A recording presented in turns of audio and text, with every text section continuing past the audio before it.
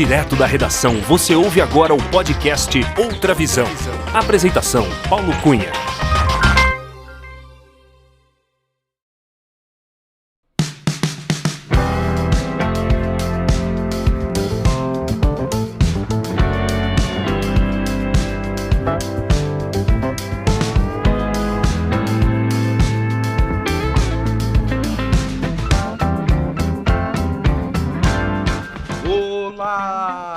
Seja muito bem-vinda, muito bem-vindo ao episódio 84 do podcast Outra Visão.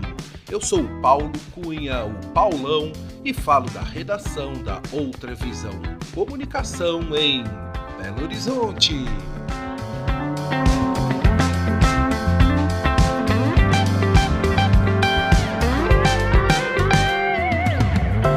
Nosso entrevistado é um talentoso arquiteto, estudioso, curioso e apaixonado pela sua profissão. Formado em arquitetura pela Universidade Presbiteriana Mackenzie em São Paulo, ele é paulistano, mas reside há 30 anos na linda cidade de Vinhedo, no interior paulista. Na adolescência, seu desejo era seguir a carreira na medicina, porém, foi a arquitetura que realmente o encantou. Com aptidão natural para desenho e cálculos, foi na faculdade de arquitetura que ele, de fato, encontrou seu caminho profissional e hoje lidera com sucesso uma empresa que leva o seu nome. Com grande experiência em projetos, reformas, ampliações e outras obras em imóveis residenciais, incluindo casas maravilhosas na região de Campinas, Valinhos e Vinhedo, ele também realiza projetos para empresas com trabalhos executados em várias cidades no país. Além da arquitetura, o nosso entrevistado também é fã de rock. Guitarrista e vocalista da banda Brás Cubas, ele também tem uma história ligada ao universo musical, principalmente no cenário do rock. Com a sua banda, apresenta composições próprias e covers de bandas como Pearl Jam e Stone Temple Pilots.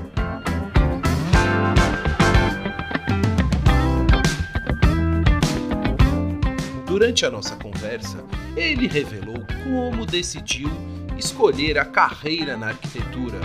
Explicou como é o trabalho de um arquiteto, desde a criação de projeto, aprovação e execução da obra. Falou sobre o uso de materiais tecnológicos, como os painéis fotovoltaicos, e compartilhou a sua visão sobre como deverão ser as casas do futuro. Ele também falou sobre a banda Brás Cubas e da sua paixão pelo rock. Relembrou das experiências internacionais, como a de trabalhar na Disney na Flórida e do período que viveu na França.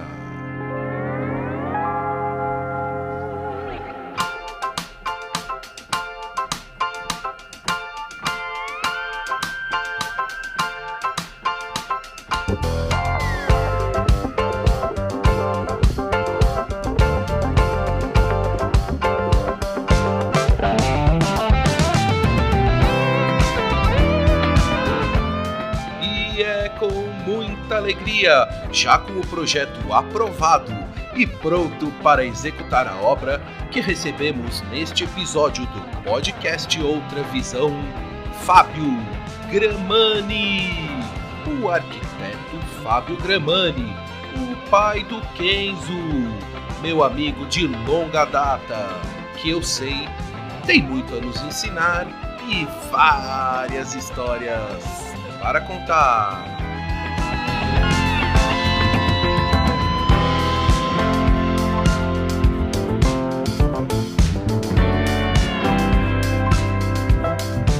Acompanhe a entrevista.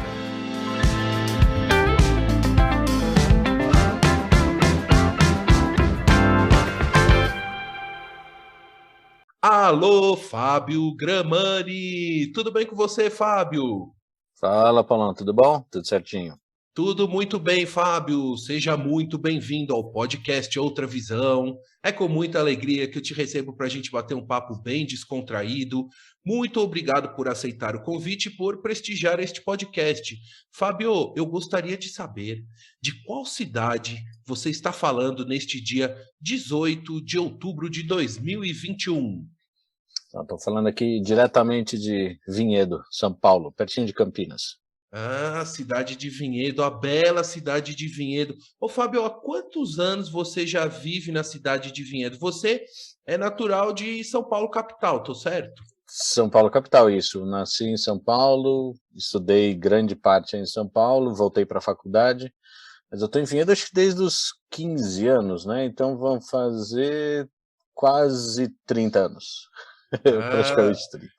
então é um jovem, Já revelei a idade aqui. 30. Não, e nesse tempo todo a cidade de Vinhedo, impressionante como mudou, né? Porque há 30 anos Mudou. Vinhedo era uma cidade assim, tinha o condomínio, você ainda vive lá no condomínio Banespa, como é que é? No mesmo condomínio. Mudou completamente, né? Quando eu vim, era aquela cidade típica mesmo do interior e que só funcionava de final de semana. Restaurante, tudo nem abria durante a semana. Então, assim, era bem interior. Mudou bastante agora, né? E o condomínio aí já está todo ocupado, assim, já. Tá todo ocupado, né? O que eu moro aqui, desde que eu mudei, é no mesmo condomínio. Aqui dentro eu mudei acho que umas 4 vezes de casa. Mas completamente ocupado, tem muito mais condomínio, tudo muito cheio, né? Veio bastante gente de São Paulo para cá. E quando você mudou para Vinhedo, você estudou aí na cidade ou você ia para Valinhos ou para Campinas? Como é que era? Ia para Campinas, né? Porque aqui quando eu mudei para cá, tinha algumas escolas, mas muito pouco. Depois que começou a aparecer a escola assim mais significativa, né? Mas o pessoal ia para Valinhos ou para Campinas, né? Valinhos sempre teve a tradição do Porto Seguro lá, então o pessoal ia muito para Valinhos e eu fui para Campinas para o Anglo, né? Que também era um colégio muito forte no interior de São Paulo, o Anglo, né? Em Campinas você então não chegou a morar lá em Campinas City? Não, nunca é São Paulo e Vinhedo. Ah, que beleza. E assim, só para relembrar um pouquinho, e aquela rua de boates e bares aí em Vinhedo, ainda tem? Ainda tem? Como é que era o nome do... Tinha o Já, tinha o... A Kelfis, A né? Kelfis, ainda Era o tem conservatório, Isso. daí tinha o grafite, orangotango, Mamassu, enfim, tinha um monte. Sumiu tudo isso, todo esse perfil desapareceu de Vinhedo, né? Tinha muito, o pessoal vinha da região, vinha de São Paulo para cá, né? Isso daí foi sumindo, a cidade, na verdade, ela foi se descentralizando, foi bagunçando em termos de ocupação e hoje em dia praticamente não tem mais nada disso, né? Tem uma coisa ou outra. Não tem então mais aquelas casas noturnas, porque era, eu lembro que Não. uma época era o point, era ir para Vinhedo, né? Não, isso daí foi sumindo, né? Foi sumindo. Hoje tem alguma coisa ainda de restaurante que algumas pessoas veem, mas também é meio fraco. E tem um pub quer dizer, tinha o Orcas, que era um bar que também todo mundo via. Eu acho que foi o que ficou aberto por mais tempo, era o que eu mais ia. Cheguei a tocar no Orcas também, na época que tinha banda e tudo. Assim, é o mais tradicional. Converso, sou amigo ainda do dono do Orcas. Só que isso daí sumiu. E hoje tem um pub, que é o Zig Pub. Nunca fui, mas aparentemente é o mais forte aqui de Vinhedo, né? Ô, Fábio, então aproveitando o gancho, antes, pessoal, de eu entrar aqui no assunto de arquitetura, que é uma das áreas, é uma área de trabalho do Fábio, eu quero, Fábio, que você me conte essa coisa sobre o rock. Como é que é? Você tinha banda? Que história é essa? Como é que é? Rock and roll? Me conta melhor essa história. Que assim, quando a gente era bem mais novo, né? Nos seus 14, 15 anos, o lance era o rock, né? Todo mundo ouvia o rock e tal, que hoje deu uma sumidona, né? Mas todo mundo ouvia, todo mundo queria tocar, né? Todo mundo queria fazer alguma coisa. E daí nesse embalo, na verdade, mais pro fim da escola, até durante a faculdade, acabei montando banda, porque aqui também, né, em condomínio e tudo mais, a gente acabava ficando nas garagens aí das casas, acabava montando banda, um ouvia isso, outro ouvia aquilo. Final de semana também era aquela coisa de condomínio de interior, juntava o carro no lago em algum lugar, daí ficava todo mundo lá tocando, pegava violão. Então sempre teve essa tradição, né? E todo mundo acabava montando banda e coisa do gênero. E foi um negócio que eu levo até hoje, né? Eu só parei na pandemia. Então, assim, tive várias bandas, algumas deram mais certo, outras realmente era só para tocar de final de semana, e ultimamente eu estava só tocando de final de semana. Daí com a pandemia eu parei, mas é algo que, enfim, vem da adolescência e a gente acaba levando, né? E é guitarra, né, que você toca?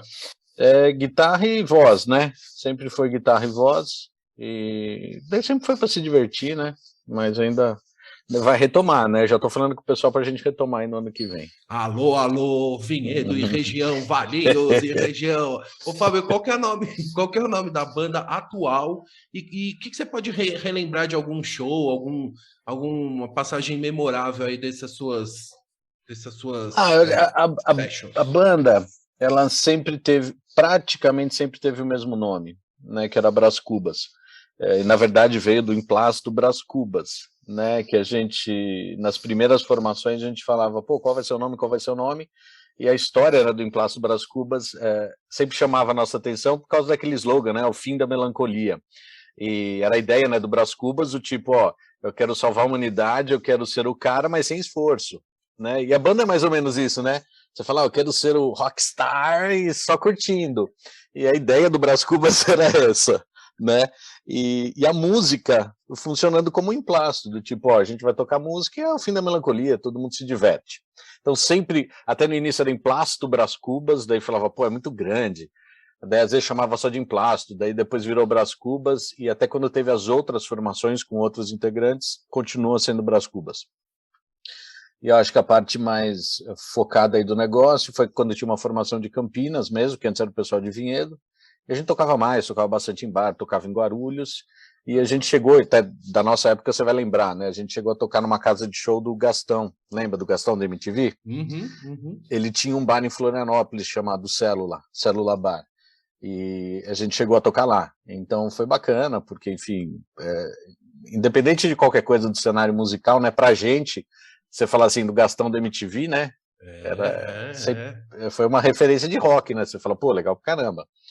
E daí foi assim, a vez que a gente, enfim, tava tocando mais, tudo, depois deu uma acalmada, e hoje, na verdade, a gente tá praticamente sem, acho que tá até sem nome, porque ficou uma outra formação.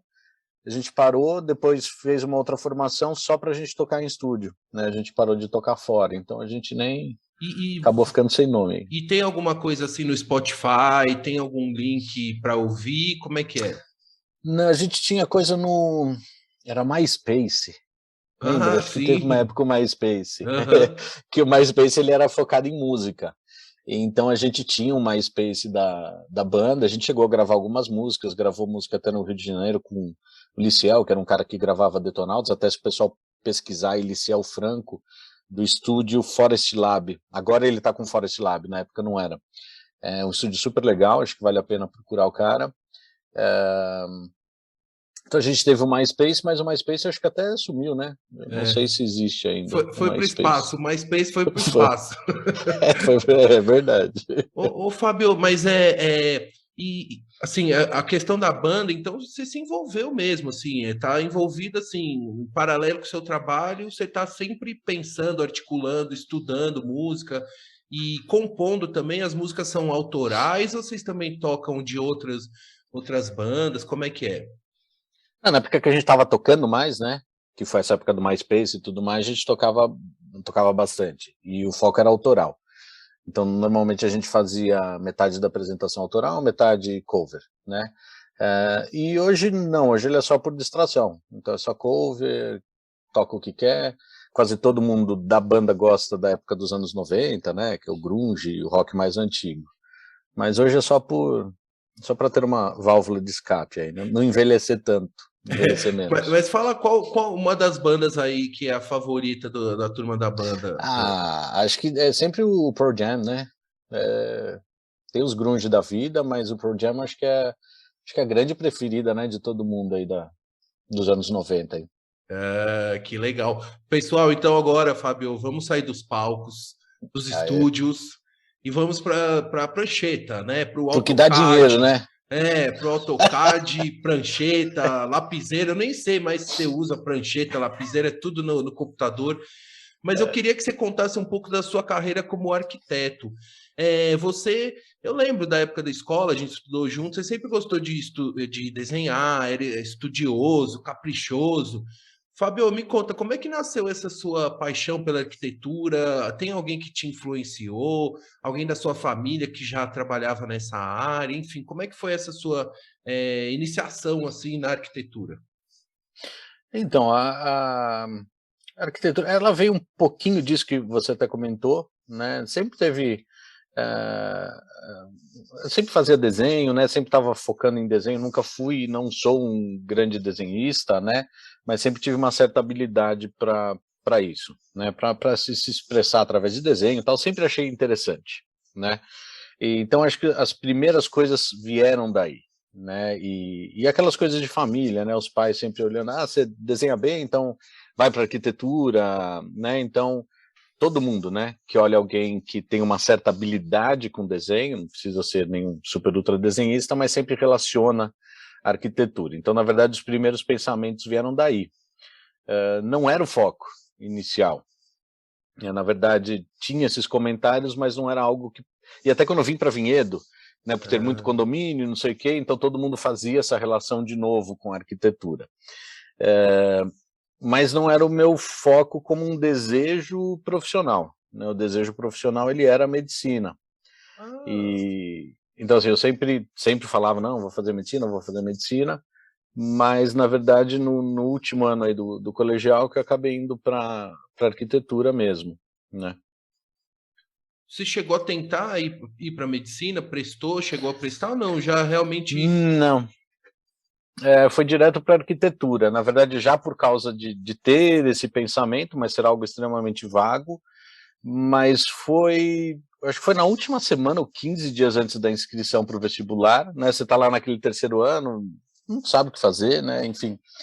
E daí, com aquele deadline para inscrição, tem que se inscrever, e olhando aquele caderno, né, da USP, de tudo quanto é faculdade, falando, o que eu vou fazer, né? E, e daí eu acho que era a última semana. Eu tinha que fazer a inscrição lá no ângulo, não sei o quê. Eu olhei o caderno e não estava pensando em arquitetura. E daí tinha lá todas as divisões, não sei se tem ainda isso hoje, né? Mas tinha lá exatas, humanas, biomédicas, enfim, tinham as áreas. E tinha lá arquitetura. Não estava em nenhuma das divisões. Né? Ela não é nenhuma delas, né? E daí me chamou a atenção, quando eu bati o olho, eu falei, por que a arquitetura não está em nenhuma dessas áreas? E na verdade isso me agradou, né? Porque eu falei, eu não quero... o que mais me desagradava em qualquer outra profissão é você ficar restrito a uma área, né, definida. Então, quando eu olhei para a arquitetura, eu falei, não sei do que se trata, mas se está isolado, não é nem artes, não é nada do gênero, eu acho que é interessante. E daí, na hora mesmo, peguei o caderno, coloquei arquitetura e me inscrevi, né? Lembrei, né, da época que falava, pô, Vinhedo tem casa, então você vai desenhar casa, você desenha bem. Tá bom. Não desenho bem, não desenhava bem, mas tinha uma certa habilidade. Daí fui para arquitetura. Acabei indo, na verdade, por causa... Meu pai sempre gostou também. Né? Meu pai desenhava muito bem, desenhava bem melhor que eu. E eu lembro que sempre que nem quando a gente veio para Vinhedo, ele ficava esboçando as casas, ele adorava, né, ficar, sabe, comprava todas aquelas revistas de arquitetura, e comprava os papelzinhos, ficava desenhando. Então, na verdade, eu acho que ele era mais empolgado do que eu com arquitetura, né? Então, isso também chamava a minha atenção. No fundo, eu acho que ele gostava mais do que eu. Né? Então, de certa forma, teve uma influência, né, do seu pai, assim, que já tinha o gosto. E, por exemplo, quando vocês mudaram para Vinhedo, vocês construíram a casa, participou desse processo todo da obra, da casa onde vocês mudaram, ou não? A casa já estava pronta? Ela foi construída, né? Então, sempre, eu acho que todas as casas que a gente morou aqui foram construídas, a gente nunca comprou nenhuma pronta. Então, desde o início, desde a primeira vez com 15 anos, sempre teve um envolvimento, né? Foi construída com um engenheiro amigo do meu pai, então tinha essa participação. E até a segunda ou terceira casa que a gente mudou foi no período da faculdade, então também teve uma certa participação. Então isso daí também foi interessante. E você foi estudar no Mackenzie, né? Na Universidade No, Mackenzie, em São Paulo. isso, foi no Mackenzie. Né? Na época da inscrição mesmo, eu acho que até hoje, em arquitetura, né? Em São Paulo, as principais que sempre todo mundo falava era USP e Mackenzie. Me inscrevi também na PUC Campinas, na Unicamp eu acho que não tinha ainda na época, acho que abriu no ano que eu entrei ou algo do gênero. E daí quando eu passei no Mackenzie e não passei na USP, eu até larguei o vestibular da PUC Campinas, porque eu falei, entre Mackenzie e PUC Campinas é Mackenzie, né? Sempre teve esse foco em São Paulo, né, de USP e Mackenzie. E daí fui para o Mackenzie. Que legal. Você sabe que a minha mãe é arquiteta, meu pai também é arquiteto, e minha mãe é formada lá no Mackenzie também, nos anos, eu acho que é de 70 ou 71. Eu Faz lembro tempo. quando a gente se encontrou a última vez, tua mãe estava junto também, eu lembro dela falar bastante, né, do Mackenzie. Meu pai fez Mackenzie também, ele fez, acho que economia, né, no Mackenzie. Então, assim, todo mundo que fala Mackenzie acaba sempre tendo um carinho especial pelo Mackenzie, né? Realmente. Ô, Fábio, e me conta um pouco assim, então, sobre a sua empresa que você tem, que é a Fábio Gramani Arquitetura, e que eu acompanho você nas redes sociais há bastante tempo, você faz projetos de casas aí lindas na região, tem centros comerciais, casas de veraneio, reformas, melhorias. Como é que é seu business hoje com arquitetura? Me conta, explica um pouquinho como é que é o seu trabalho e a forma como você atende, o que você constrói, você faz prédio, me fala aí um pouco. Uhum. Então, a arquitetura ela mudou muito e vem mudando muito, né? E ainda vai mudar bastante. Mas o foco do meu trabalho em si, né, tem essa parte residencial, que aqui na região é o mais forte, né? Então, eu faço desde a parte de projeto, a aprovação desse projeto e toda a parte de acompanhamento de obra também, que é o foco da parte residencial, né? Então aqui tem muito disso. O projeto convencional, que até você comentou da prancheta e tudo mais, ele sumiu, ele ainda faz parte pelo menos do meu processo inicial, ainda tem um pouquinho de coisa à mão e coisa do gênero, mas mudou muito, e até o pessoal novo já tem um processo completamente diferente, né, do nosso. Isso é sempre ferramenta, né? Às vezes as pessoas têm essa ideia de que o computador faz coisa sozinho. Não, todo mundo sabe hoje em dia que ele não faz nada sozinho, né? Ele é a nossa prancheta, ele é o nosso esquadro, enfim, ele é a nossa régua paralela, ele não faz nada, né? Mas evoluiu muito a representação gráfica, né? Isso daí. Então, assim, hoje em dia faz todo o trabalho, tem todo um trabalho focado em 3D e tudo mais, para ter esse apelo visual e um trabalho visual muito mais detalhado e que a gente tenha muito mais controle do resultado final. Coisa que quando a gente não tinha tantas ferramentas, a gente não tinha tanto controle do resultado final. Você tinha que ser um cara muito bom para você ter certeza daquilo que ia sair.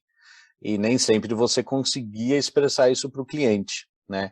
Ou você expressava de uma maneira mais artística, que nem sempre é a realidade, né? Então, assim, o residencial é focado nisso, sabe? Projeto, aprovação, vai acompanhar a obra e deixa tudo certinho, né? Tem alguns trabalhos que vão para a parte de interiores, não é a maior parte, mas alguns trabalhos vão. E tem reforma, hoje em dia tem muita reforma, né? Então, em Vinhedo acaba sendo basicamente isso. E isso é metade do trabalho. A outra metade é uma metade institucional de restaurantes, né? Restaurante, lanchonete, em hospital, empresa, né? Focado principalmente em serviços para a Sodexo, né? Que há mais de 15 anos eu faço trabalho dentro da área de food service, né? Comecei com a Sapori, e daí hoje já uns 12 anos que eu presto serviço para a Sodexo nessa área. Então fica meio a meio, né, o trabalho. Então, nesse caso dos restaurantes, você cria o projeto do restaurante dentro de uma fábrica ou de um hospital, você cria o projeto, você executa esse projeto dentro de um local que já existe, assim. Isso. Geralmente é toda essa parte de empresas, hospital e escolas, né? O meu foco, o principal é escola, e depois vem o de hospital, né? Mas o meu foco principal é escola. Então tem vários projetos, né, de colégios, principalmente de São Paulo, né? Daí geralmente são os colégios de São Paulo. Olha só. Então tem o foco nisso daí, e até de desenvolvimento também de linhas, né, de restaurantes que a Sodexo eventualmente tem, né? Então o trabalho fica meio a meio, né, E, dessa parte residencial, essa parte de Ah, restaurante aí. e agora, nesse último ano, né, 2020, que muita gente ficou em casa, né, e começou a observar a sua casa com uma outra visão também, e de Sim. repente não tinha arrumado a casa do jeito que queria e tudo, aumentou para você a demanda de reformas, de ampliações, melhorias? Como é que foi, assim, a sua percepção de, enfim, da consequência da pandemia, do fato das pessoas ficarem mais tempo em casa? Teve um retorno para você de mais trabalho ou não, assim? Aumentou a parte residencial, sim, né, principalmente essa parte de reforma, até mesmo de casa nova, Ó, né, porque as pessoas também, em paralelo a isso, né, as pessoas que tinham dinheiro guardado, o dinheiro parou de render tanto assim. Então, se a pessoa estava, não, estou guardando para lá na frente construir uma casa, mas hoje não vale a pena porque o investimento está melhor. Então, essa pessoa virou e falou, não, agora eu vou construir. A reforma aumentou também e procura por reforma aumentou bastante, né? E justamente por isso que você falou, né? A pessoa não ficava muito em casa, não, agora, putz, esse espaço aqui que eu estava largando há um tempão, eu vou ter que arrumar. E o pessoal começou a dar uma ajeitada. Então, isso, na verdade, acabou compensando o lado institucional, principalmente o de educação, que quase zerou, né? Em 20 praticamente zerou, 21 começou a retomar agora. Então, deu uma compensada, né? o Fábio, hoje em dia existe no, né, na área da construção, arquitetura, uma infinidade de materiais, de possibilidades de alta tecnologia, né, com materiais assim dos mais variados e legais possíveis que a gente pode imaginar, né? E tem a questão da automação das casas, energia solar, sustentabilidade, enfim, que acho que são palavras aí chave nesse ambiente, né, do futuro. Como é que é trabalhar e ter disponível tantas possibilidades assim de materiais? Como é que você fala assim, bom, você tem que chegar num acordo com o cliente que vai ser numa linha desse tipo, porque assim são muitas possibilidades hoje que existem, né? Tem muita coisa, né? Desde o desenvolvimento do projeto, como eu estava comentando, os escritórios hoje, principalmente dos arquitetos mais novos, trabalham de maneiras diferentes, então não é só na construção e no objeto em si, até a maneira de desenvolver, hoje, pum, tem um leque gigante. Ah, E daí, sabe, tem gente fazendo projeto de maneiras completamente diferentes, né? Entregando projetos pela internet, né? Escritórios focados em entrega de projeto e entrega de projeto à distância. Então começa já aí, né? O de como fazer projeto, já existe um monte de possibilidades, coisa que não tinha. E daí na obra, e tudo isso que você falou, também tem, né? A sustentabilidade, os painéis fotovoltaicos que estão cada vez mais viáveis, a gente está colocando cada vez mais, numa obra nova, não tem o porquê você não colocar, né? Então, assim, tem um leque quase gigante. os painéis fotovoltaicos, né, que são da energia solar, é quase que assim, numa construção nova, assim, tem que ter, né, praticamente. Numa construção nova tem que ter, né? Hoje em dia, sim, né? Não tem por que não colocar. Tá? Óbvio, tem os cálculos de retorno do investimento e tudo mais, enfim, mas basicamente hoje, quando a gente fala do padrão de vinhedo e tudo mais, não tem o por que não colocar. Então, assim, isso já é uma coisa que na história da sustentabilidade já é um ponto positivo, né? Mas com certeza, você tem um monte de material, material drenante, né? Material que não vai segurar água. Hoje em dia a gente usa muito, os condomínios pegam muito no pé por causa disso, de permeabilidade. Então, não é só uma preocupação nossa, é uma preocupação já dos condomínios, no caso, né, do residencial em condomínio. Eles já exigem isso da gente. Então, muitas das coisas a gente tem que adotar, porque já é obrigatório. E tirando isso, você vai ter, aquele leque gigante. Além das questões de automação, né? Hoje a automação está mais acessível, você tem aquela automação tradicional, que é legal pra caramba, né? Enfim, que às vezes a gente adota, e já tem uma série de produtos de automação que são muito mais acessíveis em termos de custo, de programação e até de implantação. Então você tem os produtos que vão trabalhar tudo na internet, tudo no Wi-Fi. Então, sabe, é isso que você falou, só que daí a gente tem que contar com parceiros. É impossível você conhecer tudo, não tem como. Então, você vai contando com os parceiros dentro de cada área. O arquiteto, ele é um generalista. Por isso que lá no início, né, na inscrição do vestibular, por que ele estava sozinho? Porque ele não é especialista em nada. Fábio, você desenha restaurante? Desenha. Você é um especialista em restaurante? Não. Você sabe trabalhar com restaurante? Sei. Mas eu preciso de todos os parceiros, né? Até no desenvolvimento de projeto, a gente trabalha com os parceiros. Então o arquiteto ele sempre vai ser desse cara, que ele vai depender de muita gente trabalhando em conjunto, até nessa área de inovação. Perfeito, porque são tantas... senão você vai ter que ser um gestor também de tecnologia, né? Porque assim, são tantas possibilidades e inovações que assim, é difícil estar a par de tudo. E na sua visão, Fábio, como serão as casas do futuro? Não vai ser como os Jetsons, né? Mas infelizmente. Eu acho que assim, elas vão ser menores, né? Elas vão ser mais ecológicas, com certeza, não porque as pessoas querem, mas por uma exigência, né? E elas vão ser mais otimizadas e com muito mais tecnologia. Tá? Eu acho que não vai ser ao extremo, até porque as coisas aqui também, por um lado elas evoluem rápido, mas pelo outro não, porque tem muita diferença, mas a tendência que a gente vê é, com certeza, espaços menores, espaços otimizados, multifuncionais, tudo isso que a gente já vê há algum tempo vindo, né? Então, eu acho que o foco é esse, né? Produtos mais tecnológicos na casa, o espaço multifuncional, com certeza, né? Antes daquelas casas todas divididinhas, com cada ambiente para uma função, não vai ter mais, né? Já não está tendo. Terrenos menores, até por causa de custo.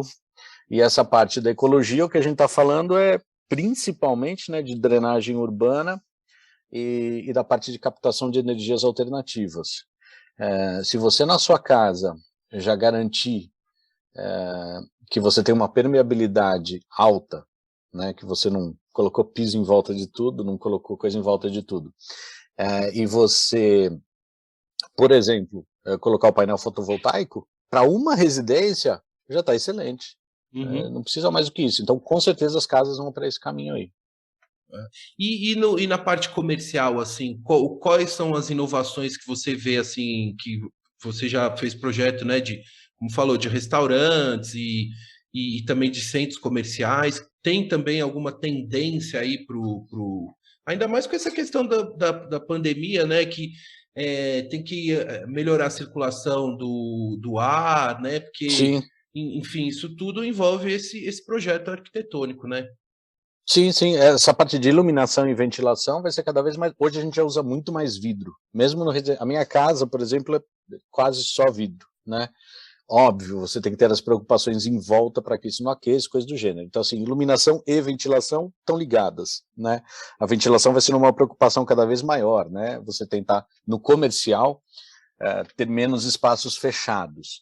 E quando a gente fala de comercial e quando você fala de restaurante, principalmente, né, a história do Trust Commerce, né, das lojas completamente automáticas, elas vão ser cada vez mais fortes. Isso daí é inevitável. Que já vem, né? Se você parar para pensar e começar a prestar atenção, o autoatendimento ele só foi aumentando. E quando você olha fora do Brasil, é extremamente forte, né? Aquele monte de refrigerador expositor aberto, o pessoal pega, vai lá no caixa e paga, né? Aqui a gente sempre teve uma dificuldade por causa das diferenças, mas isso, sabe, com certeza, né? As lojas automáticas, esse comércio aí de confiança, ele vai ser cada vez mais forte. Eu já vi também no seu Instagram que você tem um atendimento legal com os clientes, que é o book digital de projeto, né? De É, aprovação e obra. O que que é isso? Como é que funciona não, esse. é uma coisa que eu implantei recentemente, tá? Hum, É, por quê? Porque, enfim, eu comecei a ver que a gente fica trabalhando com um monte de papel, com um monte de coisa, e daí chega no fim você não tem as coisas muito organizadas, ou não sabe direito onde achar, né? Ah, os trabalhos novos também vindo com uma digitalização muito alta e uma apresentação digital muito alta.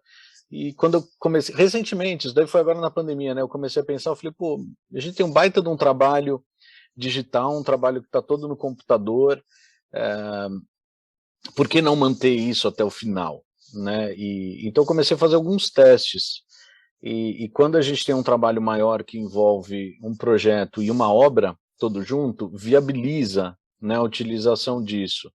Né, de você chegar a oferecer para um cliente, ó, tá aqui um tablet, tá aqui uma conta, e a gente vai atualizando. Não é aquele negócio nóia de não, tudo é por ali, não. Mas olha, a gente vai atualizar com as informações, está aqui um tablet para você, tem uma conta também, passou 2, 3, 5 anos, pô, esse tablet nem funciona mais. Beleza, tua conta tá ali. Então, quando você precisar procurar alguma coisa, vai estar lá. Na verdade, o que que era? legal. Basicamente, eu transferi, ou uma tentativa de transferir para o cliente, as coisas que eu tenho no meu computador. Ó, tá aqui os contatos, tá aqui as informações que eu tenho. Né? Tá aqui Da também, você sua pode ter propriedade, acesso. né? Da sua propriedade, do projeto que foi executado, né? Da sua propriedade, né? Exatamente, até as coisas durante a obra, fornecedor e tudo mais, está aí, né? Então, assim, foi na verdade viabilizado só quando a gente está falando de obra, tá? Ele não é viabilizado num estudo pequeno, num projeto menor, e basicamente ele só é uma tentativa de compartilhar as informações, né? Sem você ter um meio impresso. Então fica mais fácil para todo mundo, até para mim mesmo. Se eu preciso resgatar uma informação, eventualmente, essa informação está lá, beleza, eu vou achá-la ali. E a longo prazo, eu sei que ela vai estar lá. Não no Isso. dispositivo, mas vai estar na conta. Então, é basicamente tentar ter uma comunicação um pouquinho melhor, né? Eu acho que ela assim nem é revolucionária, né? Ela é bacana, tudo, pô, legal pra caramba, né? Não, e a organização, né? Porque isso mostra a organização e a execução de um projeto, de uma obra, exige organização, né? Então, assim, Sim, isso sim. demonstra E um. algo, eu acho que é uma das maiores lutas, né? Eu estou falando até por mim, né? Mas eu acho que uma das maiores lutas dos arquitetos, porque quando a gente fala de um processo criativo, o processo inicial ele é criativo, mas depois ele não é nada criativo, né? Então, assim, quando a gente fala de um processo criativo, geralmente a organização e a ordem ela é contra, né, o processo criativo. Ninguém muito organizado, certinho, pum, consegue ser muito criativo. Então, a gente tem na arquitetura um processo que tem que ser criativo no início, eu diria, 5% é criativo. E depois, quando ele vira obra, ele vai, que fala de inspiração e transpiração, né? Depois ele vai Uhum. virar só trabalho. Então, essas coisas ajudam a gente, senão você fica... Eu tenho aqui um monte de papelzinho cheio de coisa, que eu acho que todo arquiteto tem, e a tentativa de, não, vamos reduzir isso. Vamos deixar num lugar que eu encontro um pouco mais fácil, vamos deixar num lugar que eu posso compartilhar com o cliente, e também eu não vejo o porquê de não compartilhar. Né? Às vezes o que eu comento com alguns parceiros ou coisa do gênero, até fornecedor que às vezes reclama quando a gente começa a compartilhar algumas informações, eles falam, pô, mas isso daí é uma ferramenta minha, isso daí é não sei o quê. Eu falo, olha, se a tua sabedoria está num contato de um fornecedor, então, né, você não tem tanto valor assim. Tá aqui o fornecedor, beleza, tá aqui o meu arquivo, você quer verificar alguma coisa? Pode, né, eu acho que o valor de qualquer profissional não está nesse leque de informações. Então a gente tem que compartilhar ele, né? E perfeito, e vai criando uma relação de confiança, né? E de parceria com o cliente, que depois vai indicar, vai falar, e a quantidade de informações hoje disponíveis, né? Ela só vai se multiplicando, né? Que é o Big Data. A gente Sim. cada vez vai gerenciando mais informações que tem horas que, meu, a gente não consegue, né? Então, quanto mais você compartilhar como você faz no caso de um projeto, também isso agrega valor como um inventário, né, desse projeto, né, que vai ficar para sempre, né? Sim, sim. Eu acho que o que você falou aí é a grande chave de tudo, a história da transparência. Sempre teve e ainda existe, né, essa nuvem, né, na frente do arquiteto, daquele cara que tem negócios meio obscuros com os fornecedores, né, Uhum. o que inclusive é proibido pelo CAL, né, antes a gente fazia parte do CREA, sempre foi proibido pelo CREA, proibido pelo CAL, é crime, né, essa história. Se você é um revendedor de um fornecedor, você é um revendedor, você se apresenta como um revendedor. E essa foi uma postura minha sempre desde o início, logo que eu me formei. Então, essas ferramentas, elas são realmente para isso. Eu tenho as planilhas e tudo mais, que está tudo ali. A planilha vai aberta, a planilha vai em Excel para o cliente, nem ficou convertendo em PDF, né? Vai tudo que é de informação está lá, tudo que é nota, está tudo ali. Para quê? Para o cliente, qualquer coisa que ele quiser, ele vai acessar. Né, ou qualquer coisa que ele pedir que não esteja lá também vai fornecer para ele. Então essa história da conta e do tablet e tudo mais, ela vem quanto a isso, olha, tá aqui tudo. Porque a gente sofre muito com Uhum. essa história de que você fica pegando dinheiro aqui, você fica pegando dinheiro ali. Isso sempre foi uma birra muito grande minha, e por isso que eu sempre quis disponibilizar. Você pode fazer o que você quiser. Eu falo para cliente, ó, leva teu tio, leva teu primo, tua irmã na loja, faz o que você quiser, você fecha com quem você quiser. O meu trabalho está aqui, eu cobro por ele, e eu sofro por isso. Porque às vezes a pessoa chega e fala, mas é caro. Não é caro, não é. Ainda mais porque Vinhedo, quando a gente compara com São Paulo, é bem mais barato, né? O serviço do arquiteto. Eu falo, não é caro. Por quê? Porque eu estou cobrando de você, eu estou mostrando o que eu cobro. Então essa Perfeito. transparência, essa história do digital veio daí. Nem foi por modernidade, nem nada do gênero, foi para isso aí. Legal, né? Mas é muito, muito legal. Ô, Fábio, e uma curiosidade que eu tenho aqui é o seguinte: tomadas, número de tomadas numa casa. Quando você começou a projetar há 25 anos atrás, né? Se formou já há uns 25 anos. Devia ter um cálculo médio ali de tomadas por quarto, por sala, não sei o quê, dos equipamentos.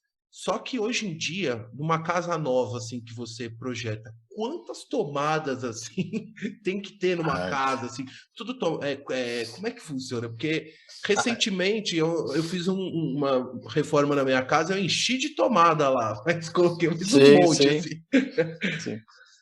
Nunca é o suficiente, né? Com certeza, esse número aumentou absurdo, né? Olha, a gente faz mais conta de lâmpada e de iluminação, né? De tomada acaba não fazendo muita. Mas com certeza numa casa a gente está falando de passar de 100, né? E coisas do gênero numa casa grande, tá? Só que nunca é o suficiente, né? Por mais que você... Eu sempre... Olha, talvez você vai querer colocar uma coisa aqui, então vou deixar tomada. Talvez você vai querer aqui. Nessa parede você não vai pôr nada, mas é uma parede, então vamos pôr um pontinho aqui, né, para ter lá na parede. Pô, vou reformar, eu tenho uma elétrica chegando aqui? Tem, tá lá chegando. Só que isso é instalação tradicional, né? Quando a gente está falando de projetos inteligentes e coisas do gênero, o esquema muda inteiro, né? É outro. Daí tem que partir para as empresas, daí é outra história. Tá, mas com certeza, né? Tomada na minha casa mesmo, eu deixei um monte e às vezes eu olho e falo, putz, tem que deixar uma outra aqui. Mas tomada é o que mais tem. Daí padrão novo, padrão velho, daí é 20 amperes, aquela que tem plugzinho maior, daí o plugzinho menor, é 110, é 220, e daí você fica louco, né? Isso, e quando teve essa mudança aí do padrão, né? Do três pinos e não sei o que, também deve ter bananado o meio de campo aí dos arquitetos também, né? Para mudar tudo e depois eles queriam Bagunça, né? reverter a coisa, né? Não teve uma indecisão até nesse processo, não teve? Teve, né? Isso daí, assim, hoje já é bem tranquilo, né? Hoje não tem problema. Mas bagunçou tudo, né? Principalmente porque, assim, a gente mesmo, né? Pessoalmente, às vezes você compra um negócio nos Estados Unidos e fala, pô, vem aquele plug chato, fala, putz, não consigo usar aqui. A gente critica bastante o nosso padrão, mas ele é bom, na verdade, né? Esse padrão de tomada brasileiro, ele não é... Quando você começa a comparar com os outros, é que a gente não olha, né? Mas se você caçar aí na internet, coloca tomada inglesa, Nossa, tomada francesa, você vai ver que são uns negócios assim, absurdos. Você fala, por que eles usam esse plug? Tem uns plug que assim é gigante, você tem aquele aparelhinho minúsculo, o nosso é bonito, é um plugzinho chatinho, fininho, pequenininho, super protegido, compatível com um monte de padrão. Ele não é incompatível, como às vezes a gente acha, né? Protegido com aquela golinha de plástico, você fala, pô, é difícil alguém tomar um choque aqui. E daí você vai, pô, olha o francês, olha o inglês, uns trambolhos assim, né? Que o produto fica ridículo. O inglês é estranho demais, né? E a gente reclama do nosso. Então, assim, óbvio, a gente reclama porque a gente passou um período grande usando um monte de adaptador. E às vezes a gente precisa ainda usar. De fato é chato, enfim, não tem o que fazer. A gente tende a querer sempre usar o americano, o padrão americano, porque é o que a gente tem mais acesso dos produtos. Então, até hoje, né? Pô, você vai comprar, às vezes, aquelas tomadas inteligentes e tal, e vem com aquele plugzinho. Então, a gente acha chato, né? Mas é algo que hoje eu acho que tá bem tranquilo. Então, quer dizer, numa casa assim, numa casa um tamanho bom, assim, umas 100 tomadas, a partir de 100 tomadas, fácil. Daí para cima, fácil. Nossa. Ô, Fábio, e o que não pode faltar num projeto assinado pelo arquiteto Fábio Gramani? O que não pode faltar? A pergunta. Hoje em dia, acho que hoje em dia... Você tem, assim, um estilo seu que, enfim, tem alguma coisa que marca, registra que é um trabalho feito por você? Eu sei que a gente está sempre fazendo para um cliente que tem seus gostos pessoais, você está atendendo os gostos do cliente, tudo, mas de certa forma tem um toque seu também, né? Não sei, é uma pergunta assim, muito ampla. Teve um elemento que eu usava bastante e que eu acabei mudando ele. Eu fazia, né, na verdade, sempre nos corredores da casa, sempre não, né, mas eu utilizava bastante um esquema que eu fazia um monte de tira de vidro, não era uma parede, né, a parede é como se fossem vários pilarizinhos, né, quadradinhos e sempre com tira de vidro, corredor inteiro. Usei bastante isso, que é a história de você trazer iluminação. Então, assim, todas as casas sempre foram muito claras, né? Então sempre teve esse desejo, esse era um dos elementos que eu usava muito.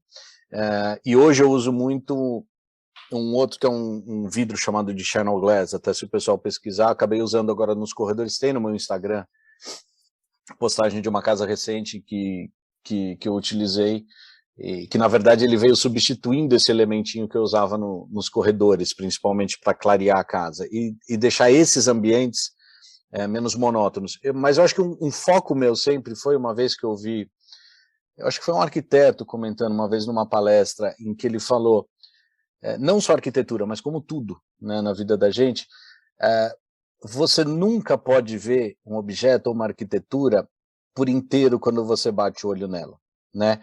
Ela tem que sempre te surpreender. Então sempre foi uma preocupação minha em falar, beleza, olhei a casa aqui por fora, achei legal? Pô, achei legal, olha, essa casa é bacana.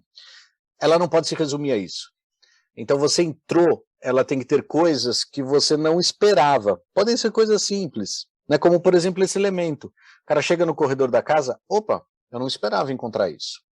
Então sempre teve, desde as casas mais simples, pô, tem casa recente também no Instagram, de estrutura de eucalipto e tijolinho, que deve ter um monte em Minas, né? Que não tem nada a ver com as casas cheias de vidro e tudo mais. Mas sempre teve essa preocupação.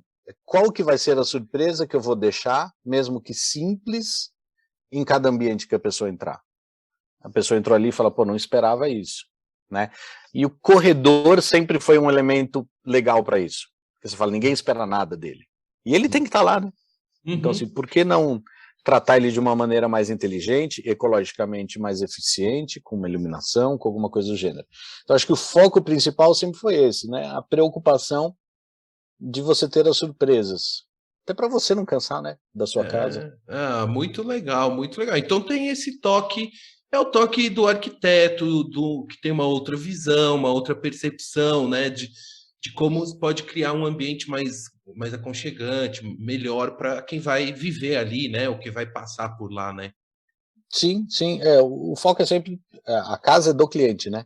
Sempre quando o cliente pergunta para mim, fala, você gosta disso? Eu falo, eu até posso te dar minha resposta, mas quem tem que gostar é você, quem vai estar aqui nessa casa o dia inteiro e todo dia é você, não sou eu. Mas isso eu sempre trago, né? Eu falo, olha, vamos fazer isso aqui para você mesmo, né? Pô, quando você acordou, você sai lá naquele ambiente, você fala, pô, isso daqui é legal, né? E te dá um ânimo, né? Faz toda a diferença. Ô, Fábio, e como eu vou caminhando aqui para o final, mas ainda tem algumas perguntinhas. Como profissional e empresário do setor, né? Quais são as suas orientações e cuidados que você pode compartilhar aqui com os nossos ouvintes, que as pessoas devem ter atenção antes de contratar um arquiteto, um profissional que vai fazer um projeto, uma obra na sua casa? Você tem alguma dica aí, alguma orientação assim sobre cuidados, né? Que hoje, como você falou, tem gente entregando projeto digital, eu não sei como é que funciona Sim. isso, mas Não. assim, não sei, porque tem que haver um pouco dessa relação humana também, né? Do cliente com o profissional que vai executar, enfim. Aí cada um faz do seu jeito, mas você tem alguma orientação, alguma boa prática assim para o cliente ao contratar um profissional? Eu acho que assim, as formas de entrega, as formas de desenvolvimento de projeto, todas elas são válidas, né? Eu acho que nenhuma delas apresenta desvantagem em relação a outra. Óbvio, as formas mais impessoais, as formas à distância, elas são sempre mais complicadas porque você vai ter menos contato com o objeto, né? O objeto não o cliente, eu digo o terreno, local e coisas do gênero, mas que hoje em dia você consegue suprir com uma série de informações. Eu acho que o ponto principal a ser observado, se hoje alguém falasse, o que eu tenho que observar na hora de contratar um arquiteto, um consultor, um engenheiro ou qualquer coisa do gênero, é a questão da transparência, né? Então, óbvio, qual que seria o primeiro ponto que eu partiria? A recomendação, né? Existe algum histórico, existe alguma recomendação desse profissional? Eu posso, eventualmente, contatar alguém que já fez um trabalho com ele, ou eu já sou conhecido, amigo de alguém que fez um trabalho com esse profissional. Eu acho que esse é um dos pontos. Nem sempre ele é possível. Então, se ele não é possível, não conheço ninguém, não tenho recomendação de ninguém. Então, legal, você foi para a internet, né, que é onde você vai procurar. Tenta ver o histórico na própria internet e nas conversas. Eu acho que mais importante do que o preço, né, do profissional, ou até mesmo o tempo que ele tem no mercado, tá? Porque eu acho que a gente não tem que se restringir a pessoas que estão há muito tempo ou há pouco tempo no mercado. Você vê o método desse profissional e se o método dele mostra coerência, principalmente nas cobranças e na maneira como ele te passa as informações. É um cara novo, não conhece, não tem muito trabalho, então não tem muito histórico. Beleza. Como que ele trabalha? Ele é transparente nesse trabalho? Como que é feita a cobrança dele para você, né? Então, assim, independente do cara ser caro ou barato, como que é a cobrança, como que isso chegou para você, como que vai ser o pagamento. Uma coisa que eu reforço sempre com os empreiteiros que trabalham comigo, eu acho que é uma coisa desagradável, mas é uma coisa que eu faço também, eu recomendo para eles, eu falo, o cliente, ele sempre tem que ter a sensação de que ele está atrasado com o pagamento, né? A gente nunca pode estar, isso é a minha opinião, tá? Não estou falando que é certo, mas a gente tem que estar, o cliente tem que estar achando que ele está pagando coisas que ele já recebeu, coisas que foram entregues para ele, e nunca o contrário, né? Eu sei que isso para os empreiteiros e para eu trabalho muito pouco com consultora grande, né? Mas para os empreiteiros isso é sempre uma dificuldade, mas eu reforço para eles. Eu falo, a satisfação do cliente não está só na execução, né? Mas ele está principalmente na certeza de que o que ele está pagando está valendo aquilo, né? Então, ó, ele tem que estar vendo aquilo, ele tem que ter recebido. E outra coisa, você tentar descobrir desse fornecedor de alguma maneira, como que ele resolve os problemas, né? Muito mais importante do que um fornecedor que me atenda e que me entregue, eu quero um fornecedor que me dê assistência. Então, quando você vai contratar alguém, ó, pega o histórico, pega a referência, vê se ele é coerente nas cobranças e como que ele resolve os problemas, né? Porque eu ainda falo para cliente meu, eu falo, se você está contratando alguém, é porque você vai ter problema, né? Senão você não contrataria. Você quer que alguém acompanhe a obra? É porque ela vai ter problema. Não. Óbvio que o nosso foco é ter o mínimo possível e ter os problemas esperados, ou os problemas de obra. Eu acho que esse é o trabalho legal, tá? Então, assim, não fica só naquela história. Eu sei que a arquitetura, muitas vezes, e casa, principalmente, é aquela história do sonho. O sonho da casa, o sonho não sei o quê. Pô, legal, e o foco é esse, né? Mas tenta sair um pouquinho e falar, beleza, né? Como que é feita a cobrança, quais que são os custos, quais que são os problemas que geralmente aparecem e como que eles são resolvidos ou como que a gente vai conversar a respeito deles. Então, eu acho que o foco é esse. E poder fiscalizar de alguma maneira, né? Legal, ó, boas dicas, anotado aqui, e tudo baseado na transparência, né, e numa gestão, assim, numa gestão transparente, né, do projeto, e como você falou, resolvendo os problemas, sabendo fazer a gestão e buscando soluções, né, o famoso, tem aquela história, evitar as pessoas que têm um problema para cada solução, né, tem gente que acha um problema para todas as soluções, né, você está apontando a solução, mas a pessoa insiste no problema, não... Sim, né? sim. Eu acho que o foco é esse. E daí, no caso de um arquiteto, que a gente está focando muito em casa, né? É o que as pessoas normalmente relacionam ao arquiteto. Mas essa é uma parte, né? Só do trabalho do arquiteto.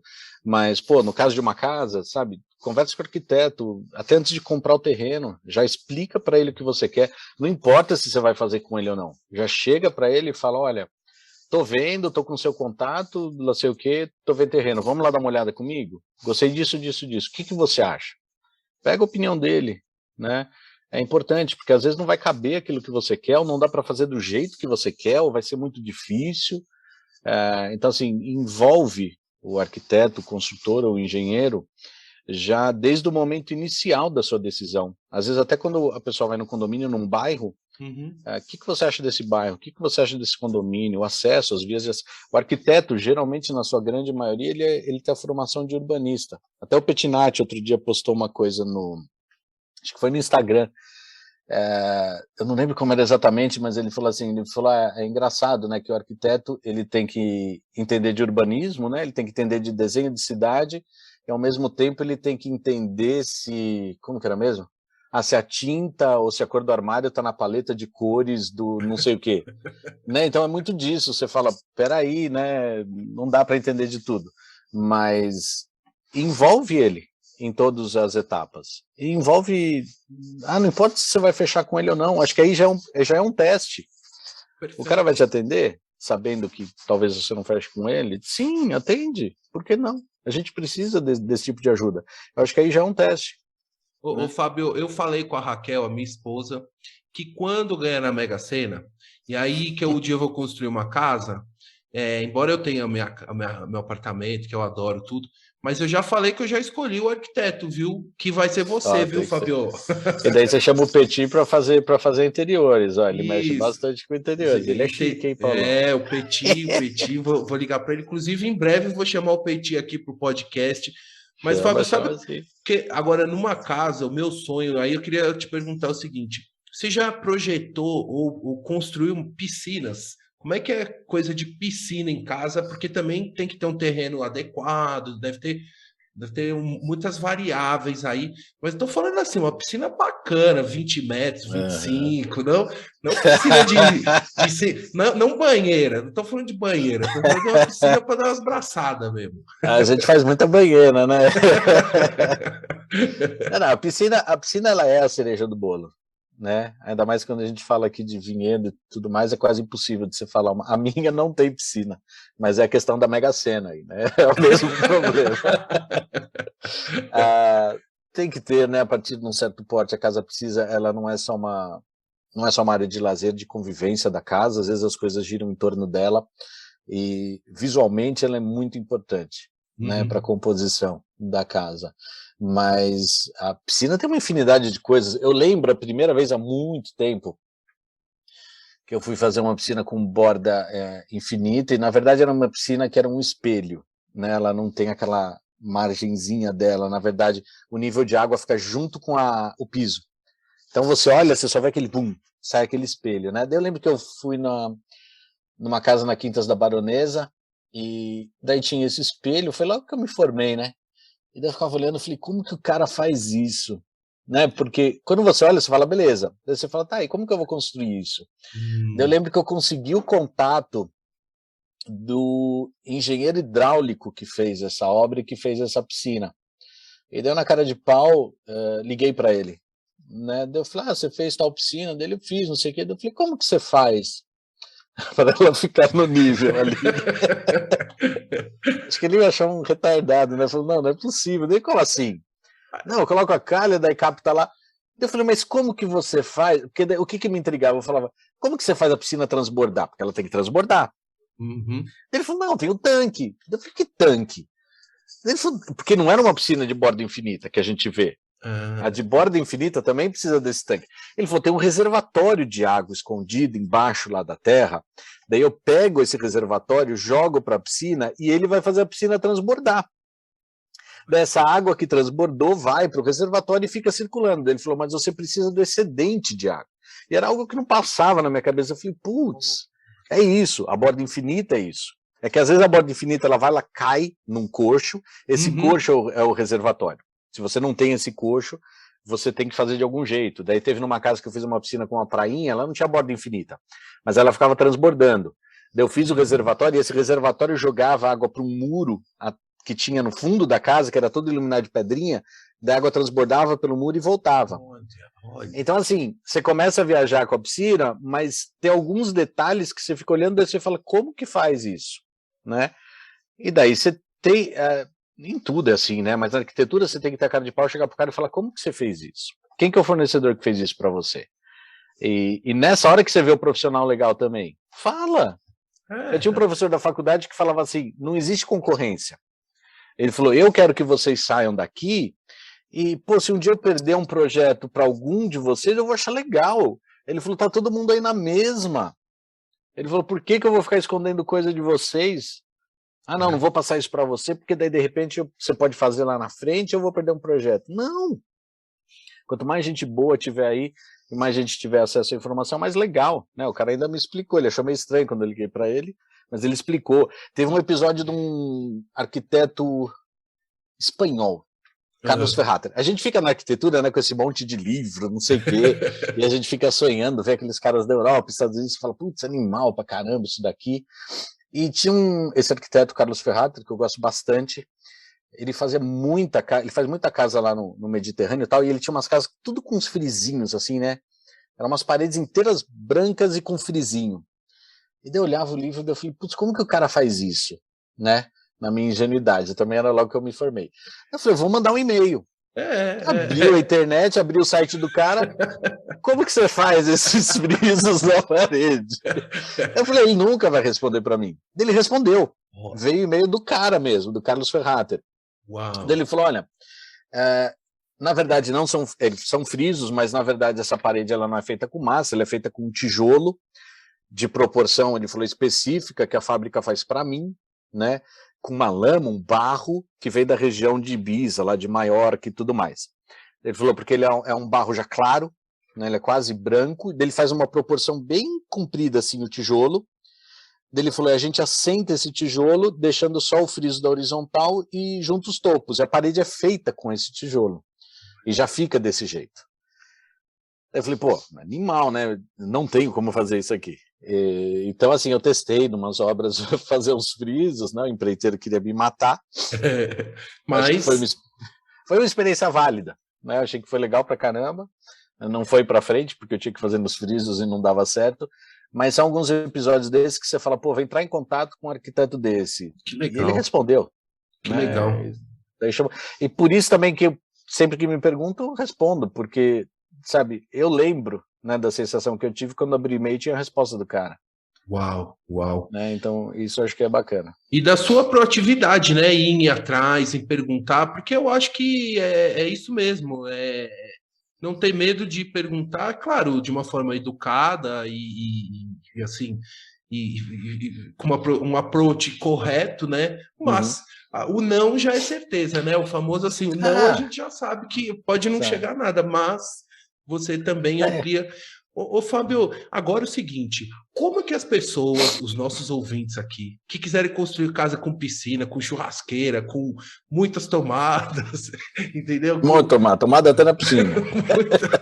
muita tomada, churrasqueira, piscina, que vai nos convidar para a inauguração. Churrasco no mínimo, né? Como é que as pessoas podem entrar em contato com você? Eu sei os seus links, eu vou deixar na descrição deste episódio todos os seus links, mas conta aqui, como é que as pessoas entram em contato? Você atende em todo o Brasil, em todo o planeta? Como é que é? Você faz projetos em todo o país? Como é que é? Então, eu não sou um escritório que foca em fazer projeto para fora, tirando os de restaurante, né?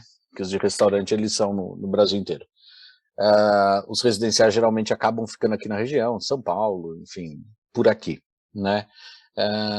Hoje eu até tenho um site que está parado porque as pessoas acabam não acessando mais site hoje em dia. Então, assim, é Instagram, Facebook eu ainda acabo colocando umas coisas pessoais também, né? O Instagram praticamente não tem coisa pessoal. E daí no Instagram, que é acho que é Gramani.Fábio, né? É invertido, não é o Fábio Gramani, porque já tem um Fábio Gramani ali. Então, assim, basicamente hoje é pelo Instagram, deixa uma mensagem lá, achou no Facebook uma mensagem. Acho que no site, se a pessoa entrar, vai ter o meu telefone também. Hoje a gente acaba fazendo tudo por WhatsApp. Com pedreiro a gente fala pelo WhatsApp, com fornecedora pelo WhatsApp. Então, assim, manda mensagem, ou deixa uma mensagem no Instagram, deixa uma mensagem no Facebook, eu também vou responder. Então, quanto a isso, geralmente é por aí. Então, atenção, ouvintes de Campinas, Vinhedo, Valinhos, Joaquim Egídio, Souza, Indaiatuba, Sorocaba, Sistema Solar, toda a região aí, região metropolitana de Vinhedo. E tem condomínio pra caramba aí nessa região, hein? É impressionante como tem área para construir. Então, entrar em contato com o Fábio. Ô, Fábio, e para fechar aqui, eu tenho uma pergunta aqui que eu estava para fazer lá no começo, e que não tem a ver com a arquitetura, tem a ver com a Disney. Verdade. Eu sei que você trabalhou na Disney. Como é que foi essa história? Foi antes da faculdade, né? Você teve uma época lá que você viveu na Disney. Tem esse seu estilo de trabalho hoje, com transparência, tudo. Tem, de certa forma, o que você aprendeu um pouco lá na Disney, você também traz para sua vivência do seu business hoje, assim? Conta um pouco dessa experiência. De certa forma, sim. Eu tinha até esquecido, foi bom você falar. Durante a faculdade a Disney, teve Disney e teve França, né? Depois da faculdade eu fiquei 1 ano na França. A Disney, na verdade eu fazia inglês na Alumni, né? Acho que ainda tem em São Paulo, Alumni, na escola de inglês. E daí uma vez eu estava lá, eu vi um papel, programa de verão da Disney, não sei o que, venha trabalhar na Disney. Daí eu falei, beleza, vamos. Por que eu falei assim, vamos? Por causa do Hopi Hari em Vinhedo. Era uma das possibilidades de trabalho, né? Vinhedo está retomando isso, mas apagou por um tempão, mas assim, Vinhedo tinha um potencial e uma promessa de ser um polo turístico, né? E de eventualmente ter muito parque, virar uma cidade, lá sei eu, e de eventos, né? Com um parque de exposições, isso. Estão tentando retomar, então assim, isso estava muito forte na época. E daí eu falei, olha, como arquiteto é legal conhecer, porque eu posso trabalhar dentro dessa área, né? Ainda é uma possibilidade, né? Por que não? Né? O arquiteto trabalha num monte de lugar, então eu falei, vamos. Daí quando eu fui lá para a inscrição, na verdade, só era para estudantes de turismo. Então tinha só eu e um outro cara que não era estudante de turismo. Daí quando eu cheguei lá para a entrevista, era um publicitário, um cara que estudava publicidade, ele já estava até formado. Daí o cara chegou e falou, mas por que você se inscreveu aqui? Se você é arquiteto, esse programa é só para estudante de turismo. Eu falei, primeiro eu não sabia, né? que era só para estudante de turismo. E daí eu expliquei essa história. Não, moro em Vinhedo, tem o Hopi Hari, tem o Wet n Wild, não sei o quê. E eu achei que ia ser legal conhecer. E você falava inglês também, né? Sim. Daí eu falei, não, é legal. Daí eu falei, talvez eu volte, e se for uma área de trabalho, eu acho que essa vivência aqui trabalhando na Disney seria interessante. E daí passei no programa. Daí fui trabalhar durante um verão lá, né? Você acaba fazendo aquele trabalho de atendimento ao público, né? Você é obrigado a ir em algumas palestras e tudo mais, fazer alguns cursos lá que a Disney obriga que você faça, mas essa história de atendimento ao público você traz, né? Para qualquer tipo de atendimento. E algumas coisas das palestras e dos cursos que eles também obrigavam a fazer, você acaba trazendo, né? Eles têm uma cultura forte da história de atender ao cliente,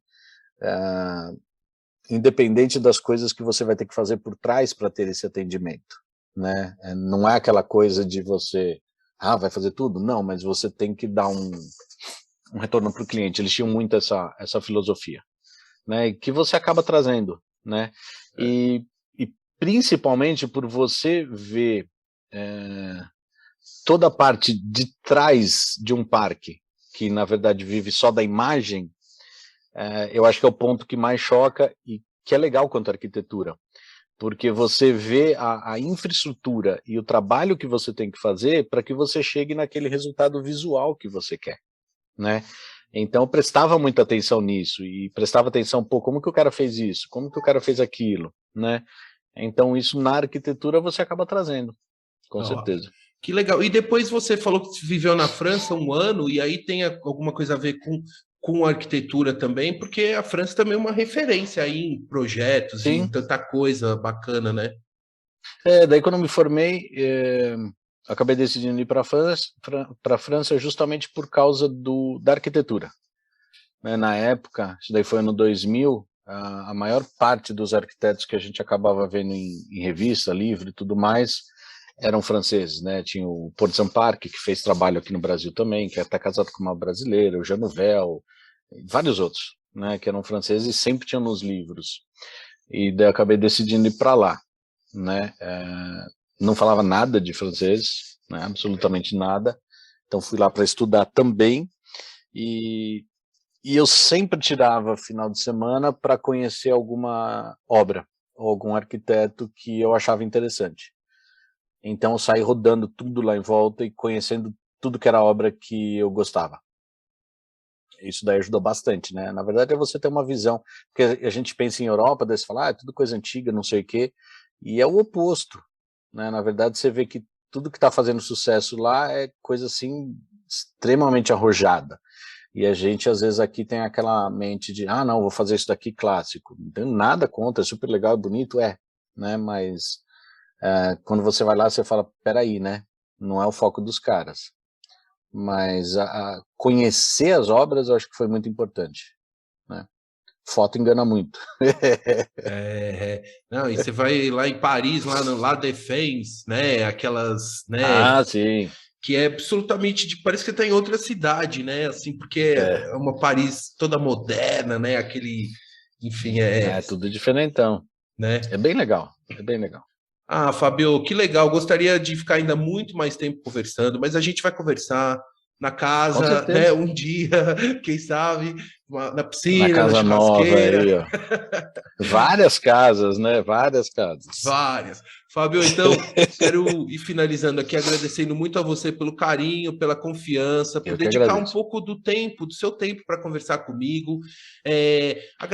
Também, não pode esquecer, temos que agradecer a todos os ouvintes que acompanharam até aqui, a família Gramani, toda a família Gramani, verdade, no Brasil e na Itália. A família tem que ouvir em peso, né? A família Yokoba, o Kenzo, que vai ouvir até o final, viu, Kenzo? Com certeza. Né? Esse vai ser o mais difícil de ouvir. Mas um dia ele vai ouvir, Fábio. Um dia ele vai ouvir até o final, que esse podcast vai ficar eternizado.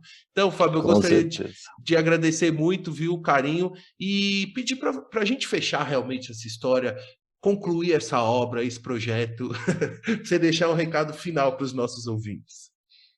Eu só tenho que agradecer também. Com certeza é com muito carinho que eu recebo esse convite e a nossa conversa. E acho que para fechar, teve um episódio recente com um amigo meu de Vinhedo, Paulinho, não sei nem se ele vai ouvir, mas ele uma vez mandou uma mensagem para mim, falando que o filho dele queria fazer arquitetura, e que ele queria bater um papo, e que ele estava preocupado, porque ele é advogado, e assim, ele falou, pô, cara, ele falou, a advocacia, ele falou, é muito difícil, né, não é, e ele falou, qual que é o meu receio? Na verdade, a questão não era essa, ele falou, mas qual que é o meu receio? Meu receio é que, eventualmente, o meu filho tenha escolhido a arquitetura por achar que é fácil, que é aquele glamour, que muitas vezes a gente vê, né, em novela, em filme, né, o arquiteto é aquele cara descoladão, que não sei o quê, tá sempre de boa. Tem isso em todas as áreas. Exatamente. No Né? Mas jornalismo, na fotografia, tá cheio. Tá cheio. Exatamente. Então, assim, só que às vezes para a arquitetura passa essa imagem, né? Ele falou, então, qual que é a minha preocupação? De que ele queira arquitetura porque ele está querendo, às vezes, ir para um caminho fácil, que ele acha que é fácil, né? Ele falou, então eu queria que você conversasse com ele. Eu acabei conversando bem rápido, né? Até porque daí eu chamei ele para ir no final de semana com meu filho, que ele faz beisebol, não sei o que, em Campinas, e daí eu falei, não, vamos lá, a gente dá uma passeada, dá uma distraída, converso com ele. E daí eu só falei rapidamente, eu falei, olha, é legal pra caramba, é bom pra caramba, só que assim, é trabalho, trabalho, né? Então vai ter muita coisa que você vai ter que fazer, que é a parte chata do negócio que você gosta, né? E você gostar disso é o principal para você passar por todas as etapas, né? Então eu falo, daí eu até comentei com ele, teu pai é advogado, é a mesma coisa, né? Não é diferente. Então o que eu comentei com ele foi isso, falei, olha, se você acha legal, se você gosta, vai e faz, é legal, né? Mas é trabalhoso, e o que é mais legal, o que eu acho mais legal na arquitetura é aquilo que eu falei no início, é você ser generalista. Você pode trabalhar com urbanismo, você pode trabalhar com história da arquitetura, você pode trabalhar com história da arte, você pode fazer casa, você pode trabalhar em banco, você pode trabalhar em hospital, você pode trabalhar na prefeitura, você pode desenhar cidade, você pode trabalhar para uma loja de tintas, fabricante de tintas, né, trabalhando com paleta de cores, sabe, você pode fazer tanta coisa que as pessoas nem imaginam, principalmente essa parte de urbanismo, de desenho de cidade, de coisa do gênero, que é o que é legal para mim na arquitetura. Eu trabalho com uma área específica, mas só o fato de você saber que é uma área assim tão ampla, me agrada. Então, assim, pô, se alguém quer fazer, por que faria? Por causa disso. Você pode ser qualquer coisa. Você pode fabricar material, você pode desenvolver material, desenvolver piso drenante, você pode fazer o que você quiser como arquiteto. Então, essa sensação de que você saiu da faculdade não sei nada, no fundo é o valor do arquiteto, né? Que vai dar uma pincelada em tudo aí, né? Legal. Uma bela mensagem incentivando uma nova geração de arquitetos e também, né, resgatando o espírito, né, da essência da arquitetura, que, como eu te falei, isso é verdade. Sou filho de arquiteto. Bom, você é filho de arquiteto, né? Não, na minha família tem pai e mãe arquiteto, 2 primos arquitetos, tios arquitetos, deve ter uns 10 arquitetos, entendeu? Eu sou arquiteto das palavras aqui no jornalismo, no podcast, outra visão, entendeu? E a fotografia, que eu fotografo há muitos anos, tem muito a ver com a influência também dos meus pais, que sempre estão fotografando, tirando fotos aí das fachadas, enfim, de tudo que... Porque você imagina, quando você vai viajar, Fábio, você fica olhando para cima, olhando os detalhes, como é que é, das colunas, das janelas, não é isso? As soluções. Você não para de olhar, né? Desde que você entra na faculdade, você não para de olhar. Na hora que começam a comentar isso com você, dá até nervoso, porque você não para de olhar, você não para de medir as coisas, daí você não consegue medir, você vai lá com a mão, fala, não, isso daqui... Você não para de olhar. Você vê um negócio legal, você olha uma iluminação, você fala, como que o cara fez isso? Daí você vai lá, você enfia a cabeça, fala, peraí, os fiozinhos estão passando aqui. TV, você assiste TV, eu fico vendo cenário na TV, e daí tem aquelas TV penduradas, né, em chapa de acrílico. E daí eu fico olhando, e com a TV hoje é mais fácil, né? Daí você fala, uma bordinha aqui cinza, o cara passou o fio pela lateral, sabe? Você começa porque você fala, como que eu faria isso? Então, assim, isso é legal, né? Eu acho que todo arquiteto sempre foi um cara que gostava muito de fuçar as coisas, né? Senão não dá certo. Fábio, um abração para você, um grande abraço para você e para toda a sua família. Tchau! Para você também, abração, valeu!